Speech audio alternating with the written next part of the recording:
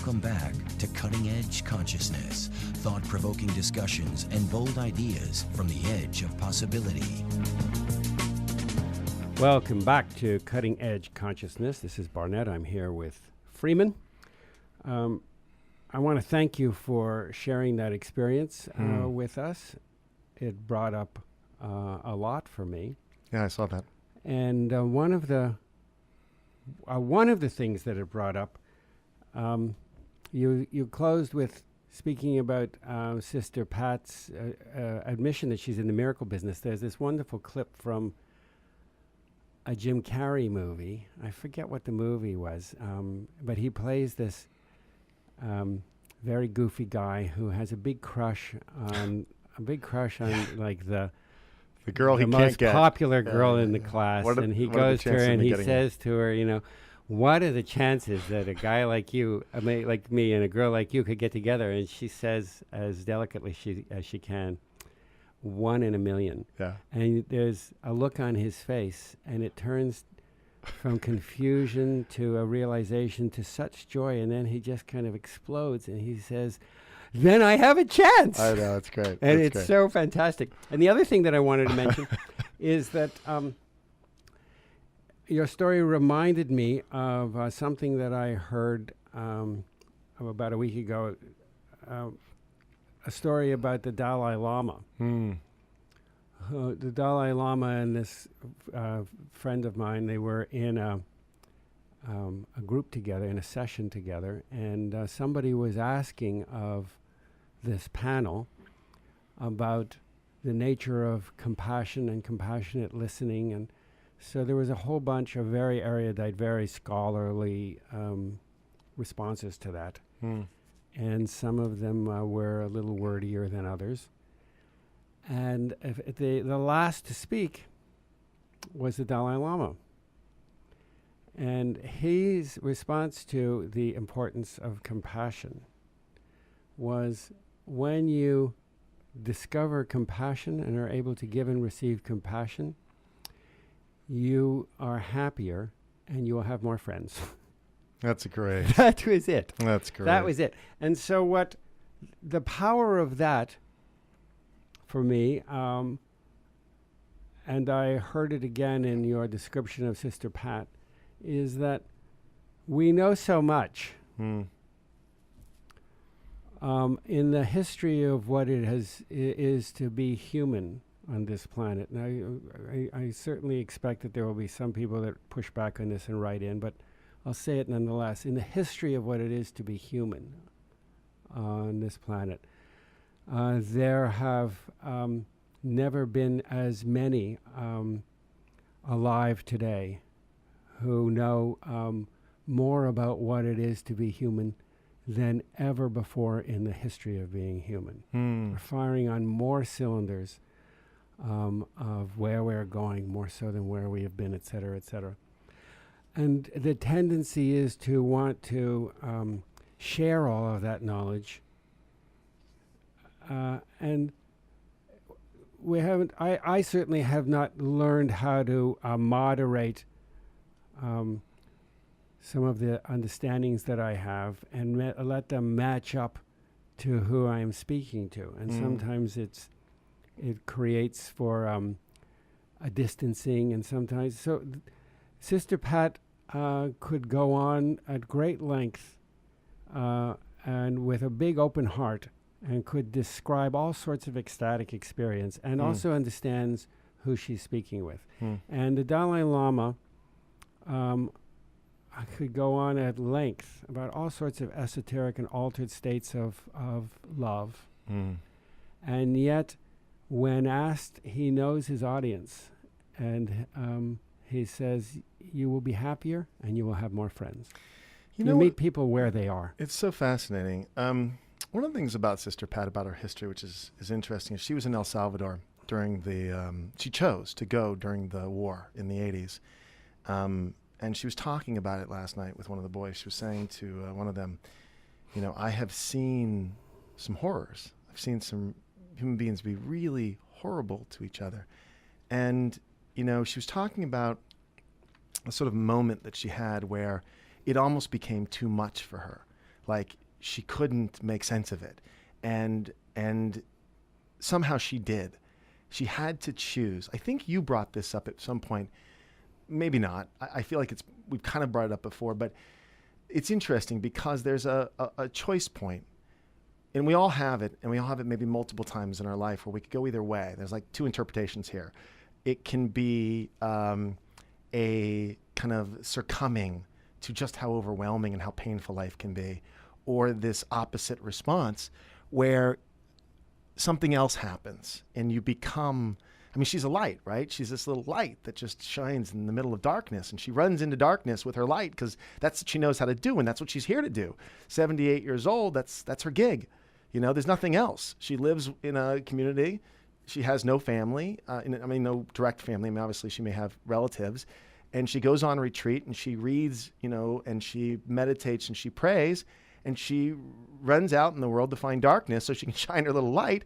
But she was talking about that moment in time where it was almost too much at the point in time she was at, however many years, 20-ish years ago, that was, maybe 30 years actually at this point, and how she had to make a choice. And she was trying to tell this boy, you have to make a choice. I know how nasty it can get in there. I know how dark life can feel. I've seen it in the middle of war. And you got to make a choice. And this is the option. And she doesn't just say the option. Obviously, she models the option because that's what she's chosen to do with her life. And that becomes a part of what is opening, that all this pain and that was what I was trying to say earlier, that making it meaningful, not in some trite way, not in some sort of, affirmation way, but in a deep way, a deep discovery of how do I make this meaningful, not diminishing the pain of it, not diminishing the darkness at all, but recognizing that there's very difficult with a choice. 10-year-old boy. 13, yeah, 13. 13-year-old 13, boys, 14, yeah. When at a time when simply the way the soul develops, it's a time of absolutes and guarantees. Yeah. To talk in terms of grays is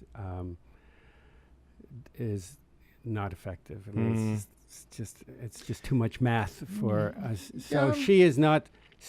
Her message is not in what she's saying. Right. No, that's right. It's in who she's being. Right. I got a lot out of that, though. Maybe she said it for me. She may have been talking to you. Yeah, I know. I agree. I mean, I think a lot of times, look, again, when I go in and do this with her, I think, she's mentoring compassion for me on a level that I don't have capacity for. I mean, I just don't know how she does it. That degree of compassion that she demonstrates. I marvel, because I recognize the value in it. I mean, tremendous value. So yeah, it could have been for me. I wrote a note when you were speaking, but I can't for the life of me I had make something out important to say. what this says.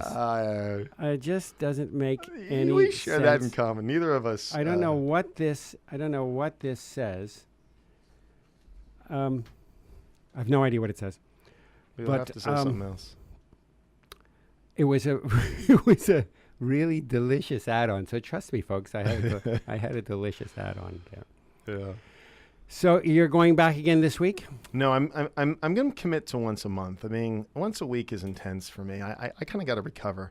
So I'm going to take a month off, go back again once a month. And again, the idea is we go in by ourselves, but I've asked Sister Pat if in essence she will mentor me. Can I do this with you? And she's said yes. And I mean, she sincerely loves doing it with me, which is sweet. I mean, she's very loving to me too. She says every time, how much she loves me, and that's always just sweet. In leaving, I said, "You're in the miracle business." She said, "I love you so much," and I'm like, she's amazing. I mean, I'll introduce you sometime. She's really a spectacular human being. Who knew? Mm-hmm. Yeah. There is to this point you made about this boy and Sister Pat encouraging him and offering out the carrot that there are choices in life and things can be different, and dangling that as a real possibility. We're so socialized to conform, to fit in to the education, the entertainment, the politics, the religion, the spirituality, the beliefs, the news, the songs that we live in, like fish in water. We're so socialized to conform.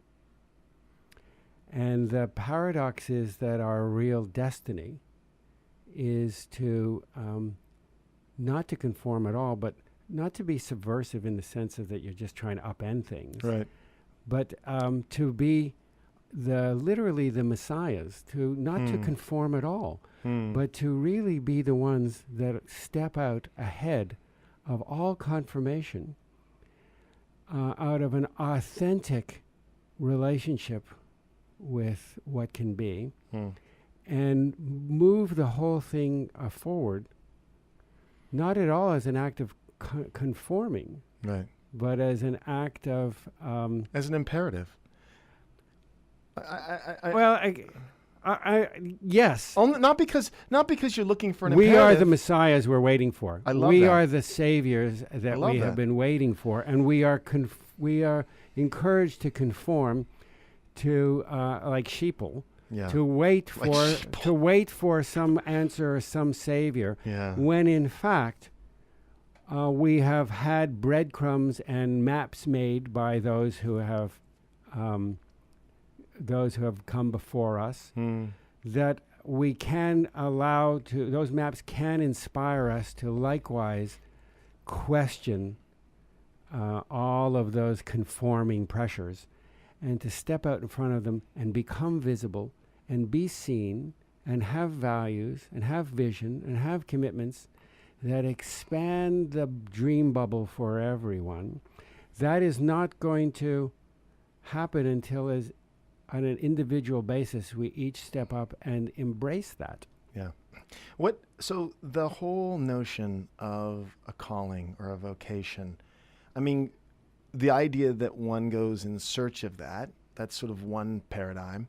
But there's another paradigm where it happens upon us, right? That there's a moment in the Christian tradition, this is sort of that rapture, or there's another word for it, when you're overcome by this Saul of Tarsus. Yeah, this moment where you go, that's it. It's not a maybe I should do this. It's a vocation. It's a calling. It's an imperative. It's a spiritual imperative. Oh God, I've got to do this. This is it. This is why I'm here. Doesn't really happen that way for most of us, and because the stories of those for whom there was a download, because they're so dramatic or romantic, they are part of the. No, that's a good point. They are part of the.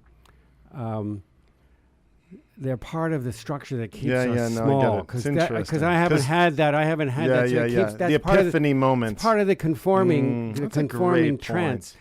Point. But there's still a thread of this that I think is true. So it's interesting because I'm going to again go with paradox. That you're right. It becomes a little rigid because we like the story, and so everyone's waiting for their epiphany. And life doesn't always work that way. And yet there are people who have these profound moments where they do get a download and something does open up and they go, oh, that's it. I get it. It all comes clear. I call them top of the mountain moments. It may not be a single moment. There may be a series of them, the dark night of the soul. But then what we do with those moments, right? The stringing together of those moments, the meaning that we give to those moments, the willingness to be changed by those moments, which is an expression of honoring of those moments. When we honor it, we honor by our willingness to be changed by what we are honoring. So the honoring of those moments and the choices that are made as a result of that honoring, choice after choice after choice, choice superseding choice, pretty soon life begins to look very different than it would otherwise have looked. And we may not even recognize for quite some time that we are shifting the entire dream. That we are either dreaming or we're being dreamed by others. Right. So the more authority with which we become aware of the choices we're making, who's making them, why we're making them, what aspect of me is making them, what is driving me to make them, do I want to make them? Am I making them in honor of an inspiration, in honor of an experience, in honor of a peak moment that allows me to see there is more possibility than I have been previously been aware of, and so I redirect towards.